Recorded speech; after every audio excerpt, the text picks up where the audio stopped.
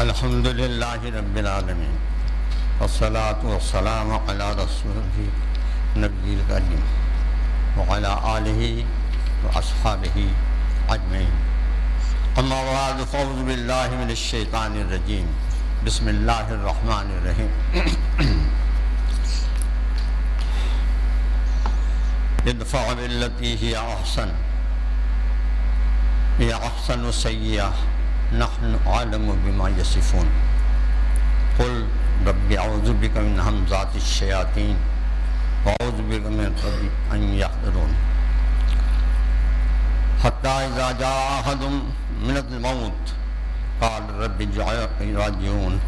لعلی عملا صالحا فیما ترکت فی کلا انہا کلمۃ هو قائلها ومن وراء برزخ ومن وراء برزخ الى یوم یبعثون صدق اللہ مولانا العظیم۔ محترم بھائیوں،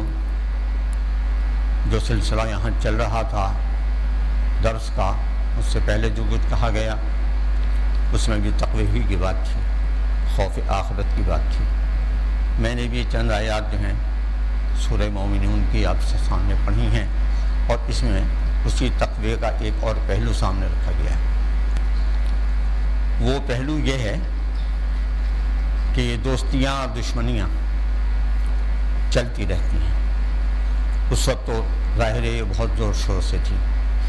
جس میں نبی صلی اللہ علیہ وسلم نے اپنی دعوت دین کا آغاز کیا اور اللہ کا پیغام اللہ کے بندوں تک پہنچایا۔ تو اب آپ ذرا ایک بات پر غور کریں کہ وہاں پیغمبر صلی اللہ علیہ وسلم تنبیہ فرما دی گئی۔ ظاہر ہے کہ کائنات میں اللہ کے بعد محمد صلی اللہ علیہ وسلم کے سوا اور کوئی بڑا نہیں، لیکن جو بڑے ہیں کائنات کے دوسرے، معاذ اللہ ثم معاذ اللہ، وہ بار بار اس بات کا اظہار خود بھی کر دیتے ہیں۔ قرآن مجید بھی جگہ جگہ اس بات کا اظہار کرتا ہے کہ یہ ان کی خصوصیت نہیں ہے، یہ تو اس لیے کہ ہم نے انہیں چنا ہے، یہ ہمارے منتخب شدہ نمائندے ہیں، تو لہذا ہم کلمہ میں شہادت دیتے ہیں کس چیز کی؟ اللہ کے ایک ہونے کی۔ ہم یہ نہیں کہتے کہ اللہ ہے، ہم کہتے ہیں اللہ ہی ہے۔ ایاک نعبد و ایاک نستعین، ہم تیری ہی بندگی کرتے ہیں۔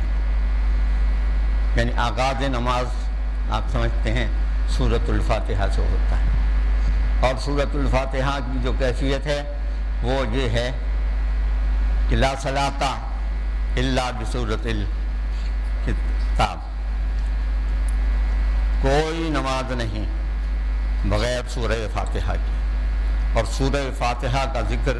اللہ تعالیٰ نے قرآن مجید میں اس انداز سے کیا ہے کہ جس سے یہ محسوس ہوتا ہے کہ ایک چیز ہے قرآن مجید اور ایک چیز ہے الحمد شریف۔ اس لیے کہ یہ کہا ہم نے فاتح الکتاب جو ہے یہ تم پر اتاری ہے، اور ہم نے الکتاب بھی تم پر اتاری، لہذا الکتاب اور فاتحۃ الکتاب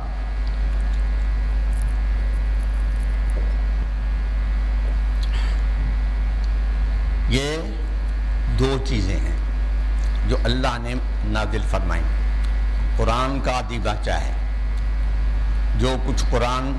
بیان کرتا ہے الف لام میم سے والناس تک، سورۃ الفاتحہ میں اس کا خلاصہ موجود ہے۔ وہ الف لام میم سے شروع کرتا ہے،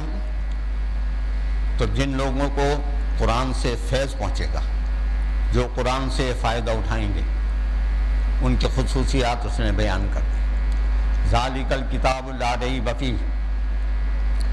بے شک یہ ایسی کتاب ہے کہ اس میں کوئی یقین نہیں ہے کہ یہ اللہ کے سوا کسی اور کی۔ اور یہ کتاب جو ہے یہ ہدایت سب کے لیے عام ہے۔ جس طرح اشتہار ہوتا ہے ملازمت کے لیے دیا جاتا ہے، تو اس میں ہوتا ہے کہ فلاں فلاں ملازمت میں ہمارے پاس اس قسم کے لوگ آ جائیں اور ہم انہیں اتنی تنخواہ دیں گے، اتنا کرایہ دیں گے، مکان لے کے ہم دیں گے، مکان کی خصوصیت جو ہوگی وہ ہماری ہوگی، اس پیمائش کے مطابق اس میں ضروریات جو ہوں گی تمہارے مطلب کی ہوں گی، لیکن اس کا کرایہ ہم دیں گے۔ دوسرے یہ ہوتا ہے کہ تمہارے بچوں کی تعلیم وہ بھی ہم دیں گے، تمہارے بچوں کو علاج وہ بھی ہم دیں گے، اور آئین پاکستان کے مطابق آپ سمجھ لیں کہ ریاست پاکستان اس بات کی ذمہ دار ہے کہ اپنے ہر ملازم کو بعد میں پینشن بھی دے، اور وہ پینشن پہلے صرف مرنے والے کی بیوی کو ملتی تھی، اب مرنے والی کی ماں کو بھی ملتی ہے، مرنے والے کے باپ کو بھی ملتی ہے، مرنے والے کی اولاد کو بھی ملتی ہے، اور پینشن کی صورت وہ نہیں رہی جو پہلے تھی۔ یہ ان کا نظام نہیں، بلکہ یہ تو آئین میں جو قرارداد پاکستان منظور ہوئی تھی یہ اس کا بچہ ہے۔ اسلام ریاسی اعلیٰ ریاست ہوگا اور اس کا قائد اور اس کا رہنما اللہ ہوگا، اور کتاب و سنت کے مطابق اس کا نظام چلے گا۔ تو اب یہاں سمجھ لیجئے کہ یہ ریاست پاکستان میں ہم مسلمان کی حیثیت سے رہتے ہیں، اور مسلمان جو ہیں وہ ایک اللہ کو مانتے ہیں، ایک ہی اللہ کے عبادت گزار ہیں، ایک ہی اللہ کے بندے ہیں، اس کے سوا کسی کی بندگی نہیں کرتے، اور بندگی کے لیے جو رہنمائی ان کے سامنے ہے وہ محمد صلی اللہ علیہ وسلم کا اسوہ ہے، ان کی سنت ہے، ان کا طریقہ کار ہے، ان کا طریقہ عمل ہے۔ وہ کیسے کھاتے تھے، وہ کیسے پیتے تھے، وہ کیسے اٹھتے اور بیٹھتے تھے، وہ کیسے چلتے اور پھرتے تھے، اور وہ کیسے نماز پڑھتے تھے، اور کس کس چیز میں ان کا طرز عمل کیا تھا، اسے سنت کہتے ہیں۔ اور جہاں یہ بیان ہوا ہو اسے حدیث کہتے ہیں، حدیث کے معنی کتاب کے ہیں۔ تو لہذا آپ سمجھ لیجیے